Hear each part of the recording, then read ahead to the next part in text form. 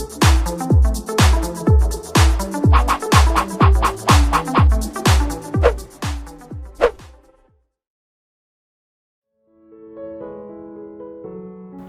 semuanya, kembali lagi dengan saya Alson Sebastian, dan pada saat ini kita akan kembali melanjutkan materi pembelajaran kita berkaitan dengan kesetimbangan kimia.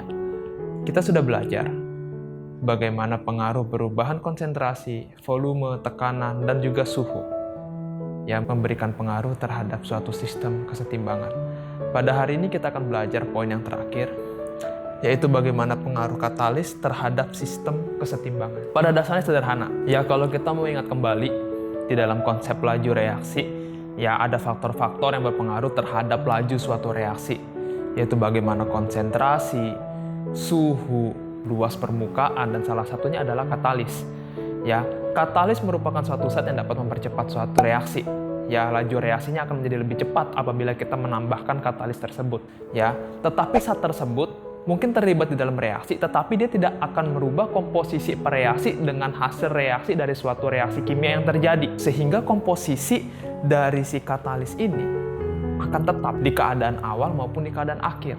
Karena dia tidak akan bereaksi dengan reaksi kimia yang terjadi. Dia hanya mempercepat tetapi tidak ikut membentuk zat yang baru. Seperti itu. Ya, sehingga kalau berbicara mengenai katalis, banyak sekali aplikasi dalam kehidupan kita. Contohnya amilum yang kita konsumsi. Amilum yang kita konsumsi dalam tubuh kita akan dipecah atau diuraikan ya untuk menjadi bentuk monosakaridanya. Ya, amilum itu bentuk polisakarida, diuraikan menjadi bentuk-bentuk monosakaridanya, yaitu glukosa. Apabila amilum terurai menjadi glukosa tanpa ada bantuan katalis, maka reaksi yang terjadi akan membutuhkan waktu yang sangat lama. Oleh karena itu, di dalam tubuh kita, ya Tuhan telah menyediakan yang namanya enzim amilase. Tujuannya apa? Untuk membantu, untuk mempercepat proses penguraian amilum membentuk monosakaridanya dari gula, yaitu adalah glukosa, sedemikian rupa.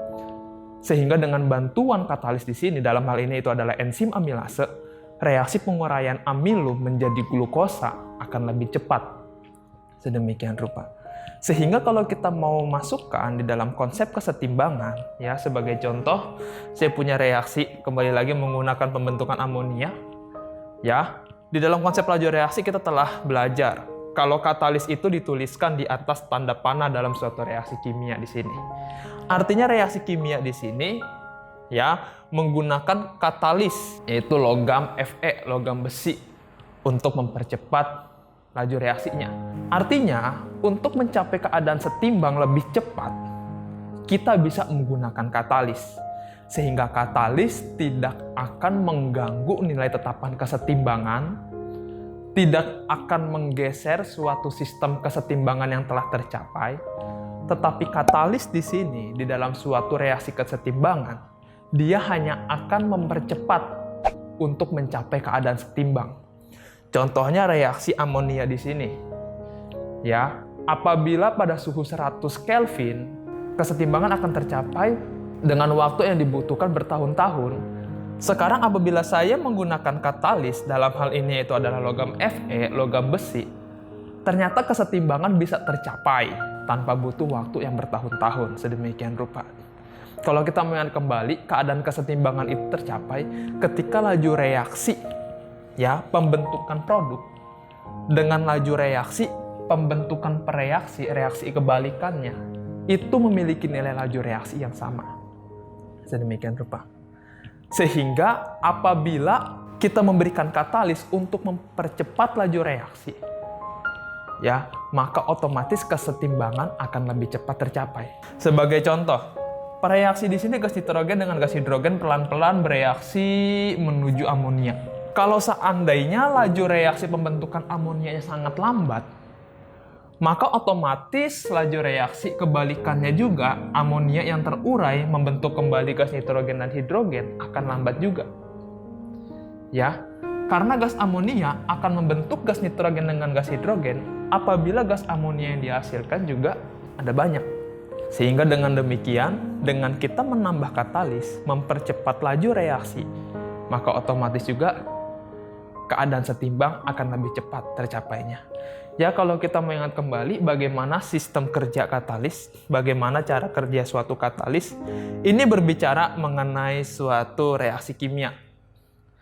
Apabila suatu bereaksi untuk membentuk suatu produk atau hasil reaksi, maka diperlukan suatu energi aktivasi atau yang dikatakan sebagai energi minimum untuk melangsungkan reaksi. Baik itu reaksi endoterm maupun eksoterm, semuanya butuh energi aktivasi. Walaupun dalam reaksi kimia dia akan melepaskan energi, ternyata dia juga butuh yang namanya energi minimum. Contohnya kembali lagi ke reaksi pembakaran.